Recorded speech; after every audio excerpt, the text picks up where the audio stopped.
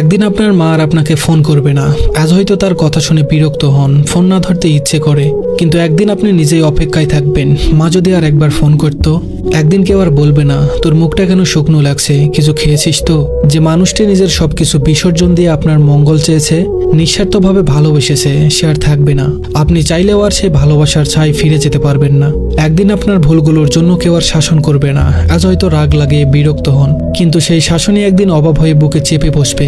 একদিন যে ঘরে ঢুকলেই মা আপনার পছন্দের খাবার নিয়ে হাসি মুখে অপেক্ষা করতেন, সেই ঘরটি শুষণ পড়ে থাকবে। সেখানে খাবার থাকবে, রান্নার গন্ধ থাকবে, কিন্তু যে ভালোবাসা সবকিছুকে প্রাণ দিত, সেটি আর থাকবে না। একদিন আপনাকে দরজার কাছে দাঁড়িয়ে বিদায় জানিয়ে কেউ আর চেয়ে থাকবে না। আপনার পায়ের আওয়াজ মিলিয়ে যাওয়া পর্যন্ত অপেক্ষা করবে না। একদিন তার কণ্ঠস্বর চিরতরে থেমে যাবে।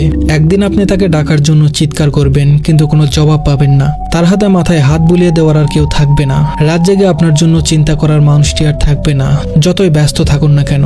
একদিন আপনি সব কাজ ফেলে শুধুই তার স্পর্শের অভাব অনুভব করবেন। তখন কোনো কিছু দিয়েই সেই শূন্যতা পূরণ করা সম্ভব হবে না। সময় খুব নিষ্ঠুর, এটি থেমে থাকে না, কাউকে ফেরত পাওয়ার সুযোগ দেয় না। একদিন শুধু স্মৃতির মধ্যে তাকে খুঁজতে হবে, তার পুরনো গলার স্বর রেকর্ডে শোনার চেষ্টা করতে হবে, পুরনো ছবিগুলো হাতে নিয়ে বোবা কান্না করতে হবে, কিন্তু কিছুই আর ফিরবে না, কেউ আর ফিরে আসবে না। আপনি কেবল অনুভব করবেন আপনার ভিতরে এক বিশাল শূন্যতা, যা কখনোই আর পূরণ হবে না। ধন্যবাদ সবাইকে।